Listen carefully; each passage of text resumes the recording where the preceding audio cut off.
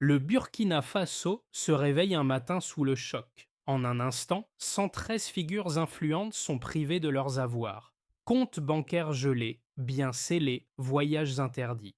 Ce n'est pas un simple coup de force, mais une rupture, une annonce que l'élite du pays n'est plus intouchable. Le message est clair, l'État ne tolérera plus aucune trahison. Ibrahim Traoré, le président du Burkina Faso, a agi sans attendre. Cette décision renverse des décennies de croyances où l'argent et le pouvoir semblaient au-dessus des lois. Mais à quel prix? Pourquoi cette opération maintenant et quels en seront les véritables effets sur la nation? Les événements récents au Burkina Faso ont choqué l'opinion publique. En gelant les avoirs de 113 figures influentes, dont des anciens présidents, des généraux, des magnates des affaires et des patrons de médias, Ibrahim Traoré a ouvert un nouveau chapitre dans l'histoire du pays. Ce geste radical a envoyé un message clair à tous. Personne n'est au-dessus de la loi. Les autorités n'ont pas parlé de vengeance, mais de sécurité nationale. Une chose est certaine, ce n'est pas une crise improvisée, c'est un acte politique soigneusement calculé. Le gouvernement a agi selon une logique implacable. Une nation ne se défend pas uniquement avec des armes, mais avec des décisions qui frappent au cœur de son élite.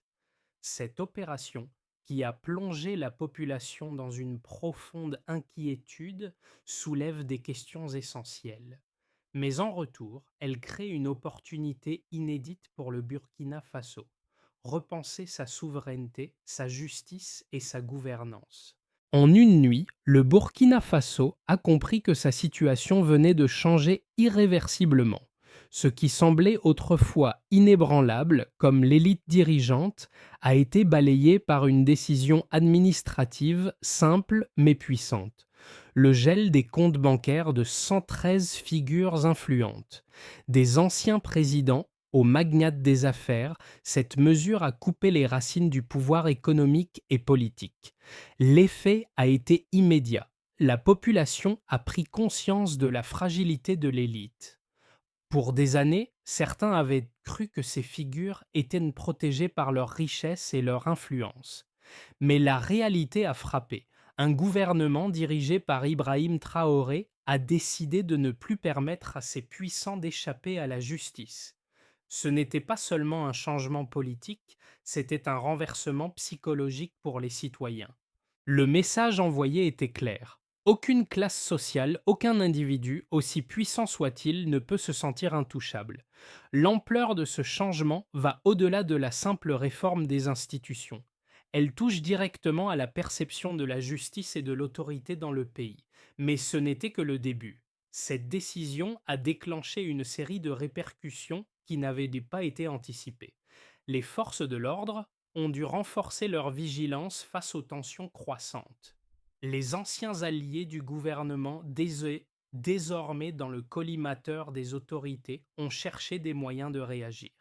Les accusations d'un complot visant à renverser l'État n'étaient pas simplement des rumeurs. Elles étaient fondées sur des preuves tangibles. Ibrahim Traoré, le président du Burkina Faso, n'a pas seulement pris une décision politique radicale, il a lancé une nouvelle ère pour son pays. Dès le gel des avoirs des élites, il a redéfini ce que signifiait la souveraineté pour la nation. À travers son action, il a non seulement mis fin à l'impunité d'un système politique corrompu, mais a aussi démontré que l'État peut se défendre contre ceux qui cherchent à le déstabiliser de l'intérieur. Traoré n'est pas un président traditionnel. Il représente une rupture avec un passé où les puissants échappaient le souvent à toute forme de justice. Son action contre les figures du régime précédent a été perçue par ses partisans comme un acte de courage, une manifestation de la volonté d'assainir la politique du pays. Cependant, cette démarche a également engendré des réactions diverses. Les critiques de Traoré soulignent le risque que représente un tel pouvoir concentré dans les mains d'un seul homme. Mais ceux qui soutiennent cette décision estiment qu'il s'agissait d'un mal nécessaire. Le pays déjà fragile sur le plan sécuritaire, s'est retrouvé plongé dans une nouvelle dynamique politique.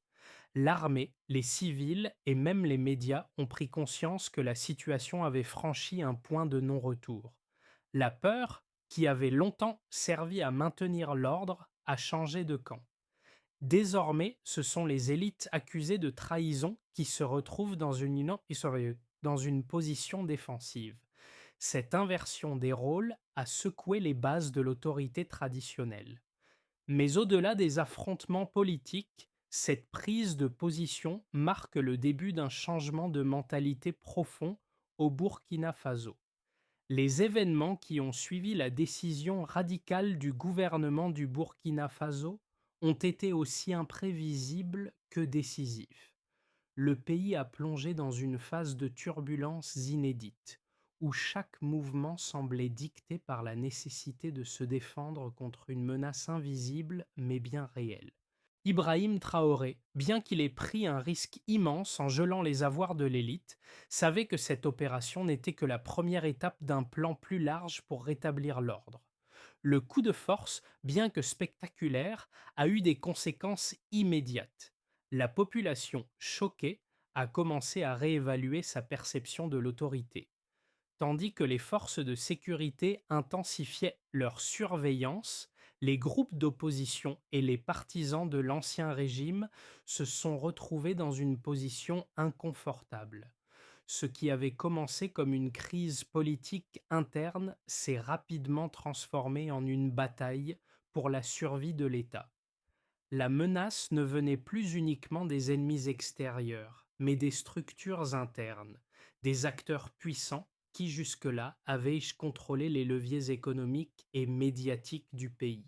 Le gouvernement a décrit la situation comme un complot interne, mais ce complot ne se résumait pas à quelques individus isolés. Il était soutenu par un réseau d'acteurs financiers, médiatiques et militaires. Ce n'était pas simplement une question de pouvoir politique, mais de manipulation à grande échelle.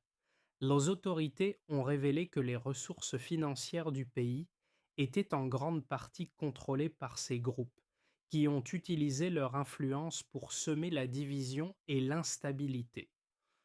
Le gouvernement, qui avait pris des mesures décisives, savait que le défi était bien plus complexe que ce qu'il semblait à première vue. Il n'a pas seulement s'attaqué aux responsables directs, mais a également cherché à démanteler un système de corruption profondément enraciné dans les institutions.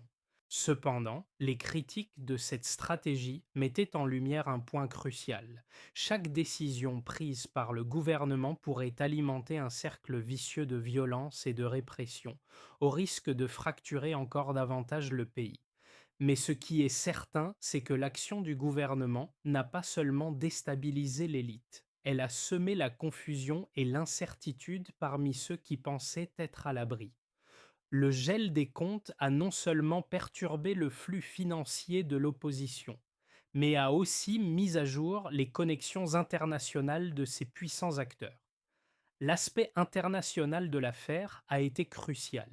Plusieurs pays étrangers ont été mentionnés comme des soutiens indirects à ces élites.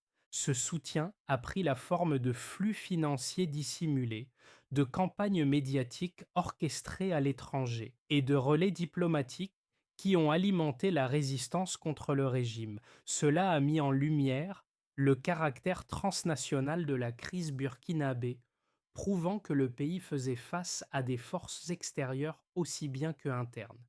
Les répercussions immédiates ont été violentes.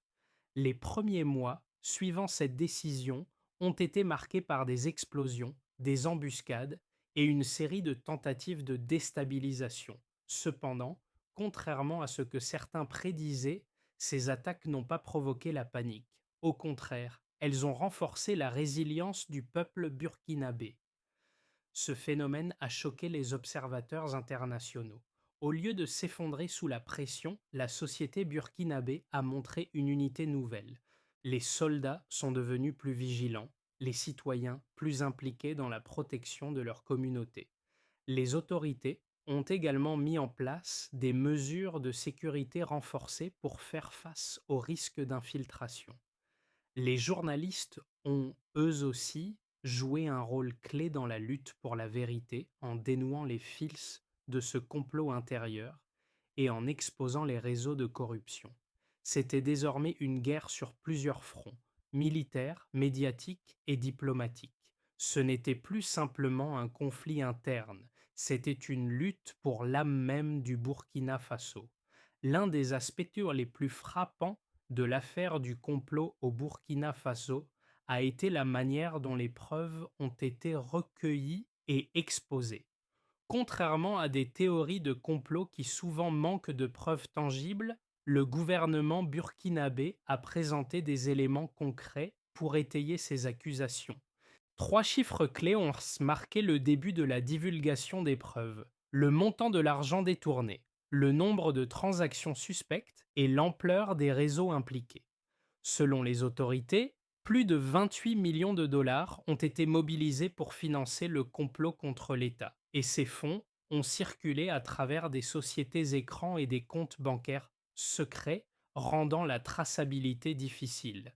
Le premier chiffre essentiel concerne les paiements effectués par les personnes liées à l'opposition et à l'élite politique, notamment ceux ayant préparé l'assassinat du président et le renversement du régime. Le montant de 28 millions de dollars a été révélé au grand jour, un chiffre stupéfiant qui, selon les autorités, a été utilisé pour financer la désinformation, la corruption d'officiers et les mercenaires étrangers engagés pour créer la panique. Mais les autorités ont insisté sur le fait que l'aspect financier n'était pas simplement une question de somme d'argent, c'était aussi une manière de tester la résistance de l'État. Par exemple, la manipulation des médias et des informations était un levier essentiel pour influencer l'opinion publique à l'échelle internationale et créer une image de l'État comme étant instable. Un autre chiffre clé a été celui des comptes bancaires bloqués. 113 noms ont été cités, représentant des individus à la tête de groupes d'intérêts puissants. Cette liste a été suivie d'une autre annonce qui a frappé les esprits. Des milliers de transactions bancaires avaient été répertoriées comme suspectes, dont certaines passaient par des plateformes offshore et des relais en dehors du pays. Ces informations ont révélé l'étendue du réseau, dont une partie était soutenue par des acteurs étrangers. Cela a jeté une lumière crue sur les relations d'influence entre l'élite burkinabé et des intérêts extérieurs, en particulier ceux liés à la politique de certains pays européens et des réseaux financiers internationaux. Mais ce qui a véritablement choqué le public, ce n'est pas uniquement l'argent, mais la manière dont ces fonds ont été utilisés pour manipuler la situation de l'intérieur, en créant des troubles et des divisions internes. Les autorités ont révélé qu'une série de paiements avait été destinés à financer des campagnes de désinformation, des violences ciblées, ainsi que des tentatives d'infiltration dans les forces de sécurité du pays. Les données fournies par l'unité de renseignement financier ont mis en évidence que l'argent ne servait pas uniquement à soutenir les actions violentes, mais aussi à entretenir un climat de doute et de méfiance à travers les médias. Ce phénomène n'était pas sans précédent, mais il a pris une ampleur sans commune mesure, où chaque dollar investi augmentait le potentiel de déstabilisation. Les autorités ont également partagé des informations sur la manière dont ces sommes étaient distribuées en petites fractions via des transferts discrets qui évitaient la surveillance. Ces transactions ont montré l'organisation sophistiquée derrière ce complot, une organisation bien structurée et financée par des acteurs déterminés à renverser l'ordre établi. Cela a souligné le caractère international du complot, qui n'était pas seulement un affrontement interne, mais une manœuvre géopolitique plus large. Ce qui était à l'origine perçu comme une crise interne est devenu un enjeu d'une portée bien plus grande, impliquant des forces extérieures cherchant à manipuler les affaires du Burkina Faso. La complexité du complot contre le Burkina Faso a amené à des débats intenses sur les motivations et les acteurs impliqués. D'un côté, les partisans de la position gouvernementale affirment que la menace était bien réelle et qu'elle avait pour but de déstabiliser un État souverain tout en profitant de l'instabilité pour servir des intérêts étrangers. Ils insistent sur le fait que les preuves financières et les documents divulgués ont mis en évidence un plan minutieux soutenu par des flux financiers transnationaux et une manipulation médiatique ciblée. Selon eux, les 28 millions de dollars collectés pour financer cette opération ont non seulement servi à renforcer le pouvoir de certains acteurs internes, mais aussi à diffuser des récits erronés à l'échelle internationale. Cette analyse affirme que le complot visait à installer un régime favorable à des influences extérieures, un retour en arrière pour l'indépendance du pays. L'objectif était de semer la division et la confusion pour que les puissances étrangères puissent intervenir plus facilement sous le couvert de maintenir l'ordre. Cependant, les critiques de cette position avancent que le gouvernement a utilisé ce complot comme un prétexte pour renforcer son pouvoir autoritaire. Selon eux, l'ampleur de l'action entreprise par Ibrahim Traoré, bien qu'elle puisse sembler justifiée par les circonstances, présente un risque grave pour les libertés individuelles et la démocratie au Burkina Faso. Ses opposants affirment que le gouvernement a, en réalité, surfé sur une situation tendue pour mettre en place un contrôle plus strict et supprimer les voix dissidentes. Dans cette optique, les arrestations et les actions contre les élites ne seraient nous pas seulement une réponse à un complot interne, mais une manière de réduire toute opposition politique au régime. Certains pensent que la mobilisation contre l'élite visait à détourner l'attention de problèmes internes majeurs, tels que l'insécurité croissante et l'incapacité à traiter les crises sociales et économiques. Cette analyse est soutenue par l'idée que le gouvernement pourrait avoir amplifié la menace pour justifier des mesures draconiennes. Le contexte d'une économie fragile et d'un climat de guerre contre le terrorisme pourrait avoir incité les autorités à utiliser la peur comme levier politique. En conséquence, l'ampleur de la réponse, y compris la mise en place d'un processus judiciaire public, pourrait avoir des effets pervers sur l'équilibre de pouvoir au sein du pays, avec des conséquences possibles sur la liberté d'expression et la dissidence. Ce débat entre défenseurs et critiques du gouvernement soulève une question fondamentale. Jusqu'à quel point une réaction violente et une centralisation du pouvoir peuvent-elles être justifiées dans un contexte de crise? Les actions de Traoré, bien qu'elles puissent avoir été nécessaires pour répondre à un complot réel, soulignent le fragile équilibre entre la sécurité nationale et les libertés individuelles. L'impact à long terme de ces décisions sur la stabilité politique du pays reste incertain. Ce qui semblait être une crise interne s'est rapidement transformé en un phénomène bien plus complexe, traversant des frontières et influençant bien au-delà des murs du Burkina Faso. Au fur et à mesure que l'enquête progressait, une révélation cruciale a émergé. Ce n'était pas seulement un complot local, mais une opération structurée, financée par des intérêts extérieurs. Le financement transnational est devenu l'un des éléments les plus choquants de cette affaire. Des réunions discrètes ont eu lieu à l'étranger, des comptes bancaires ont été ouverts dans des paradis fiscaux et des transferts d'argent ont circulé sans trace. Les autorités ont dévoilé des documents qui ont mis en lumière le rôle des puissances extérieures dans cette manœuvre. Cette prise de conscience a secoué la nation car elle a montré que le complot ne se limitait pas à un affrontement politique interne, mais qu'il faisait partie d'une manœuvre plus large de manipulation géopolitique.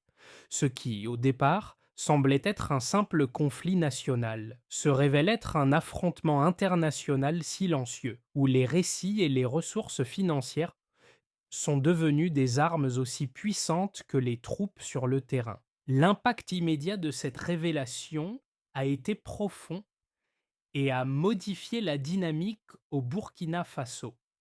La prise de conscience que des forces extérieures soutenaient le complot a non seulement intensifié les tensions internes, mais a également redéfini la manière dont le pays se positionnait sur la scène internationale. Les, ci- les citoyens burkinabés ont commencé à comprendre que leur lutte pour la souveraineté ne se limitait pas aux frontières du pays, mais qu'elle était le théâtre d'un affrontement global. En dévoilant le rôle des acteurs extérieurs, le gouvernement a réussi à attirer l'attention sur les manipulations géopolitiques et à renforcer son argumentation selon laquelle le pays devait se protéger contre les ingérences étrangères. Cependant, cette révélation n'a pas fait l'unanimité.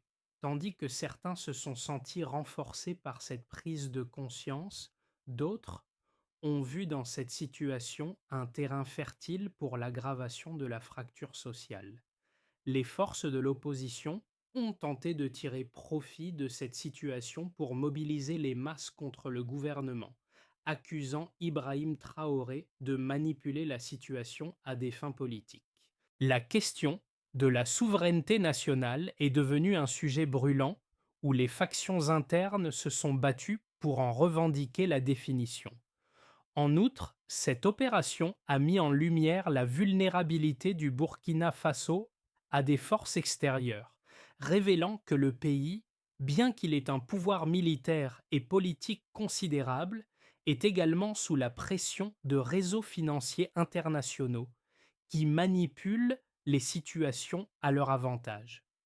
Les institutions financières internationales, les médias et les acteurs étrangers ont été accusés de jouer un rôle de soutien indirect dans la déstabilisation du pays. Cette prise de conscience a plongé la nation dans une période d'incertitude. La question qui se posait désormais n'était pas seulement de savoir comment le pays allait réagir à ce complot, mais aussi de savoir comment il allait naviguer dans un monde où ses adversaires ne se limitaient plus à des groupes armés, mais à des acteurs politiques et économiques invisibles. Le gouvernement, tout en cherchant à récupérer les ressources financières détournées, a dû faire face à un dilemme. Comment préserver sa souveraineté tout en gérant la complexité des relations internationales qui se jouaient en arrière-plan? Au niveau local, la population a réagi de manière inattendue. Plutôt que de se laisser emporter par la peur ou la confusion, une grande partie de la société burkinabé a trouvé une nouvelle forme de solidarité. Les communautés se sont organisées pour se défendre non seulement contre les attaques extérieures, mais aussi contre les menaces internes, se rendant compte que leur survie collective était désormais entre leurs mains. Les patrouilles locales se sont intensifiées, les civils ont pris des mesures pour protéger leurs infrastructures et leur vie quotidienne. Cette solidarité a également renforcé l'armée qui a vu un soutien plus large de la part de la population. Le discours politique s'est orienté vers un appel à l'unité nationale face à un ennemi commun. Dans le même temps, les autorités ont cherché à renforcer leur contrôle sur les médias et à surveiller de près les réseaux sociaux pour éviter que des rumeurs et des fausses informations ne se propagent. L'équilibre entre la défense de la souveraineté et la gestion de l'instabilité intérieure est devenu l'un des plus grands défis pour Ibrahim Traoré et son gouvernement. Tandis que certains appelaient à une plus grande fermeté, d'autres plaidaient pour un dialogue inclusif afin de trouver une solution durable à cette crise politique. Mais une chose était claire, le Burkina Faso ne serait plus jamais le même. Ce qui avait été perçu comme un pays divisé par des luttes internes était en train de se transformer en une nation plus éveillée, prête à se défendre contre des forces invisibles. Cette prise de conscience pourrait bien marquer le début d'un renouveau politique, où les décisions de l'élite ne seraient les plus faites en secret, mais sous les yeux vigilants d'une société déterminée à préserver son indépendance.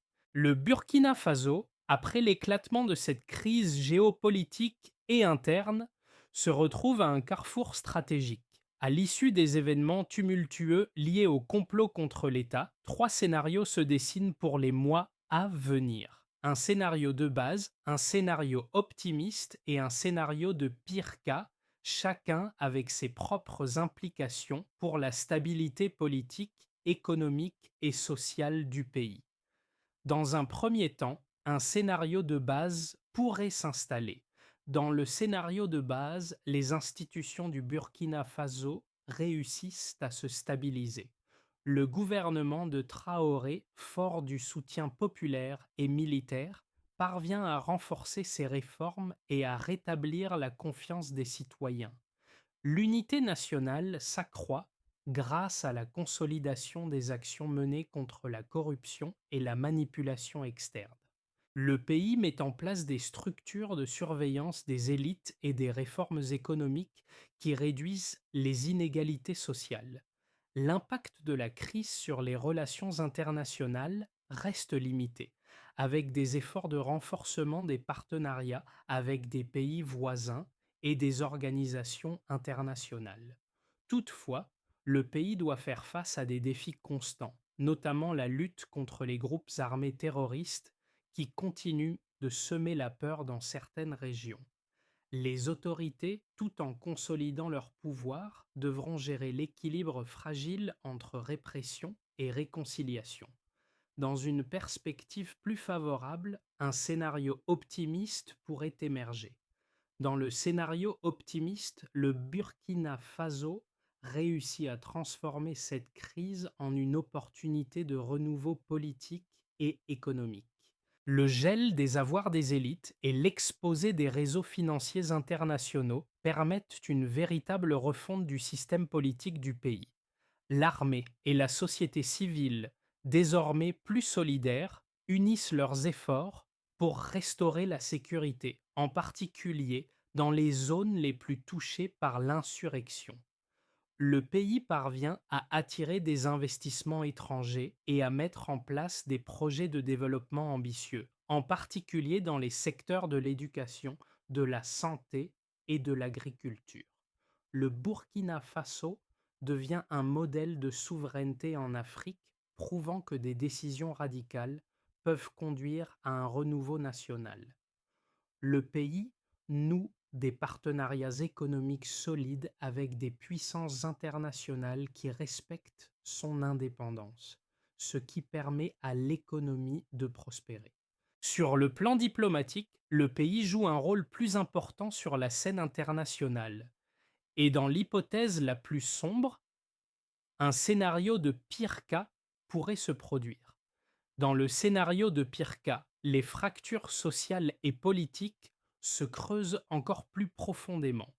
Le gouvernement, au lieu de réussir à apaiser les tensions, devient de plus en plus autoritaire, réprimant violemment l'opposition et exacerbant les divisions internes.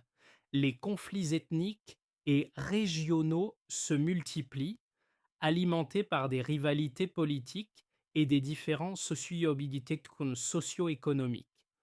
Le pays perd progressivement le contrôle de certaines régions, laissant place à l'expansion des groupes terroristes.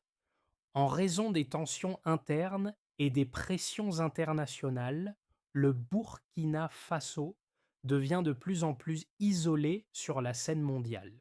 Les partenaires économiques se retirent et l'aide internationale, au lieu de soutenir le pays, devient une pression supplémentaire pour adopter des réformes qui ne font qu'aggraver la situation.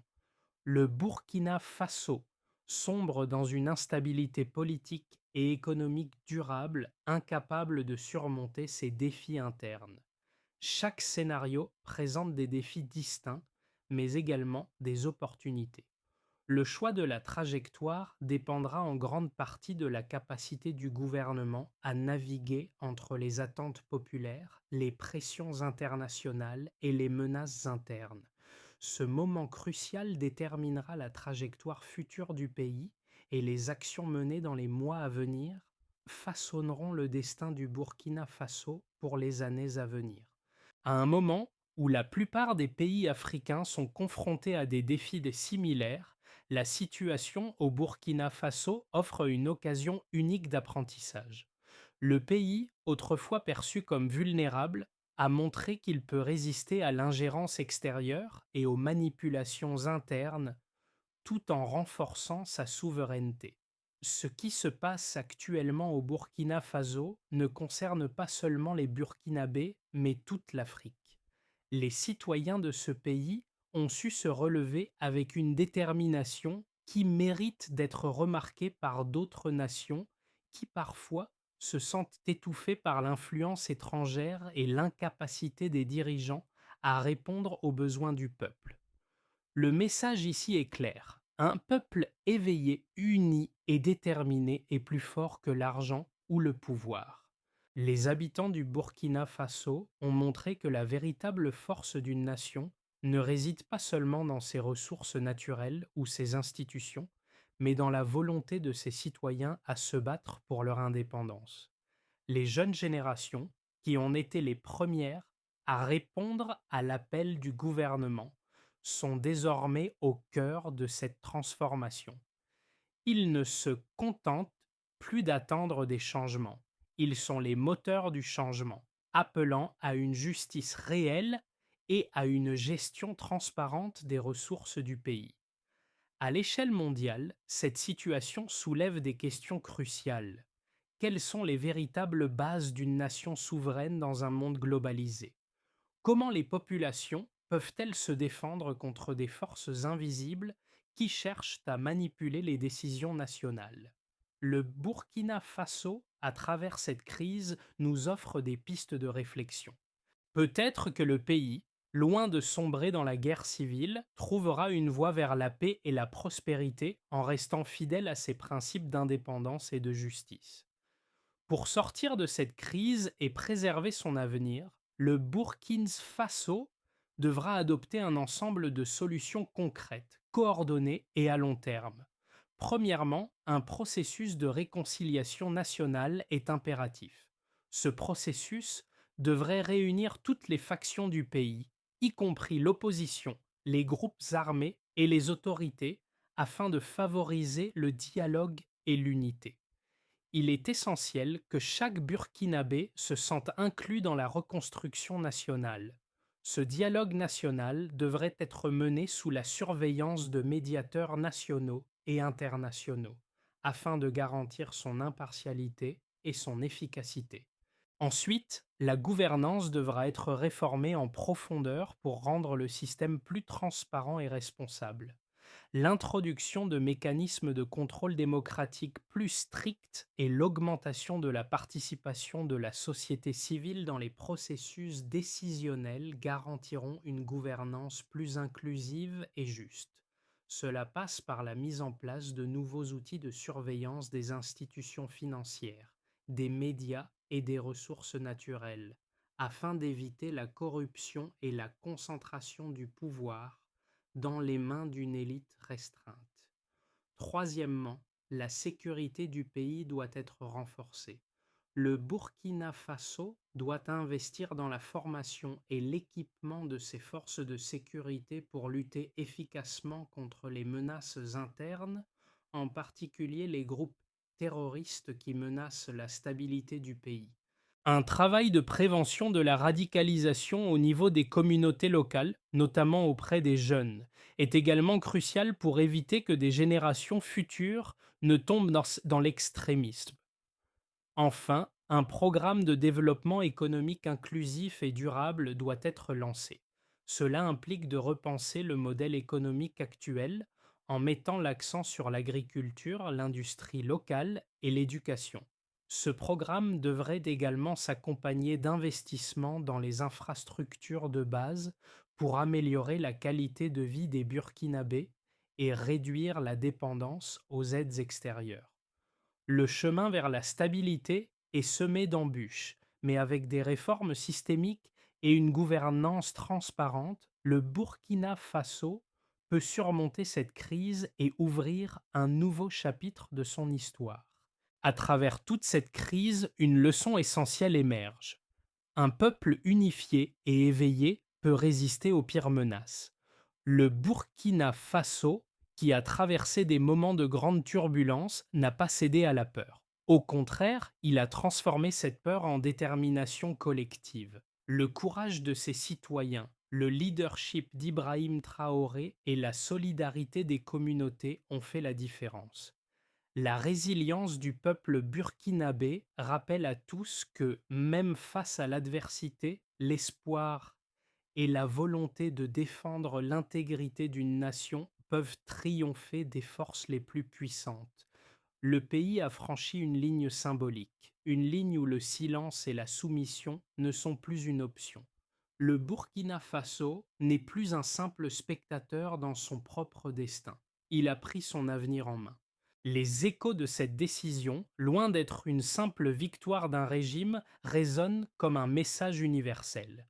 La souveraineté et la justice ne se négocient pas. Ce n'est pas seulement une victoire contre ceux qui cherchent à exploiter le pays, mais aussi un modèle pour d'autres nations qui luttent pour se débarrasser des chaînes invisibles de l'influence extérieure et de la corruption interne. Le Burkina Faso a trouvé sa voie et, à travers ses luttes, il a montré au monde entier que la véritable force d'un pays réside dans son peuple éveillé et prêt à se battre pour son avenir. Le Burkina Faso a franchi une étape décisive. Mais cette bataille n'est pas terminée, loin de là. Les défis restent nombreux, tant sur le plan interne qu'international. Le chemin vers un avenir plus stable, plus prospère, est encore semé d'embûches. Cependant, le pays a prouvé qu'il est capable de se réinventer, de se défendre et de se relever face à l'adversité. Le peuple burkinabé a montré au monde entier qu'il ne laissera pas son destin être dicté par des forces extérieures ou internes malveillantes. À ce moment critique, chaque voix compte. Les citoyens, les leaders communautaires, les jeunes générations ont tous un rôle à jouer dans la construction de ce nouveau chapitre. L'avenir du Burkina Faso repose sur l'engagement de chacun à défendre la justice, à promouvoir la transparence et à renforcer la souveraineté nationale. Ce n'est pas le moment de se reposer sur les lauriers des victoires passées, mais de continuer à avancer ensemble, main dans la main, vers un Burkina Faso plus fort, plus uni et plus indépendant. Alors, que sommes-nous prêts à faire pour soutenir cette révolution silencieuse mais puissante? Quelles sont les actions que vous, en tant qu'individu ou communauté, pouvez entreprendre pour contribuer à ce changement durable?